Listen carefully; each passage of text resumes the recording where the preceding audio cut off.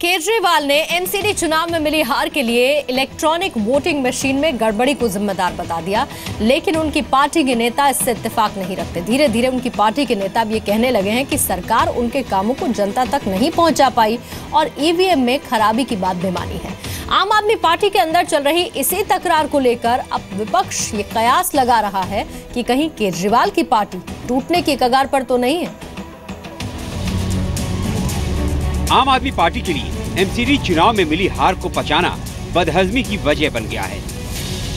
CM Kejriwal से लेकर party का हर कार्यकर्ता कुछ खोया खोया सा है। केजरीवाल को भी समझ में नहीं आ रहा है कि दिल्ली के इस फैसले से कैसे निपटा जाए।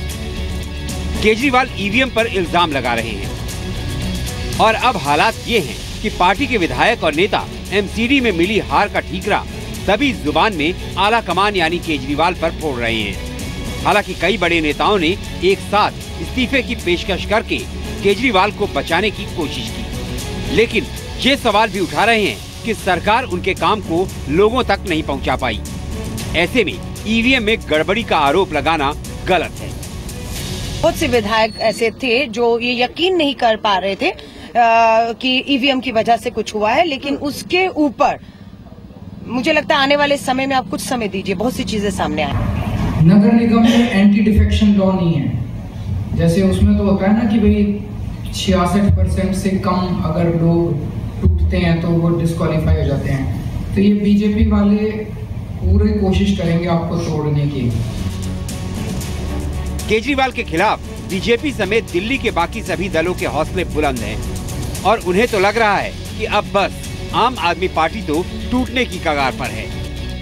विधायकों की मीटिंग में अगर बहुत बड़ी संख्या में विधायक ये कहें कि ईवीएम का क्या मुद्दा आप बना रहे हैं और हम इससे सहमत नहीं है, और वो बाहर आकर के भी अखबारों के माध्यम से भी टीवी के माध्यम से बयान दे, तो इसका मतलब ये साफ है कि इस पार्टी में अब एक मत नहीं है। ये पार्टी, इसमें बहुत बड़ा डिफरेंस आ चुका है, डिवीजन ऑफ अप्रोच हो चुका है और लोग खेमों में बटे हुए हैं। और मैं यही कहूँगा कि ये पार्टी ऐसा लगता है कि बारूद के ढेर पर बैठी हुई है और कभी भी ये पार्टी जो है बिखर सकती है। पूरी पार्टी एक केजरीवाल पार्टी बन गई कि भाई एक आदमी की पार्टी है, केजरीवाल, और वो भी जिस तरह से वो बिहेव करता है कि भाई हर चीज़ में मोदी को ब्लेम करना, ऐसे घटिया बयानबाजी करना, इसकी वजह से लोगों का विश्वास उठ गया। केजरीवाल जी जो अब तक राजनीति कर रहे थे वो एक गिमिक के रूप में कर रहे थे और लोगों को आप बेवकूफ़ एक बार बना सकते हैं, 2 बार बना सकते हैं, लेकिन हमेशा के लिए नहीं बना सकते। और यही बात भारतीय जनता पार्टी पर भी लागू होता है, नरेंद्र मोदी जी पर भी लागू होता है। दरअसल ईवीएम में गड़बड़ी का आरोप लगाकर अरविंद केजरीवाल पार्टी को बिखरने से बचाने की कोशिश कर रहे हैं, लेकिन सवाल उनके लीडरशिप पर उठ रहे हैं।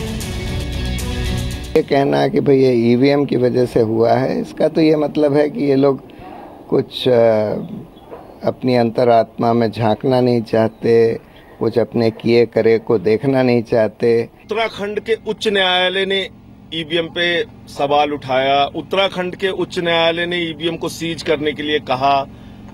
देश के 18 राजनीतिक दल, कांग्रेस हो, सपा हो, बसपा हो, सीपीआई हो, सीपीएम हो, सबकी चिंता ईवीएम को लेके है। राष्ट्रपति से मिल रहे हैं, चुनाव आयोग से मिल रहे हैं, सुप्रीम कोर्ट में जा रहे हैं, सुप्रीम कोर्ट ऑर्डर कर रहा है। एक आम आदमी पार्टी ने ईवीएम पर प्रश्न उठा दिया, इससे हमारा मजाक उड़ाना मुझे लगता है ये ठीक नहीं है।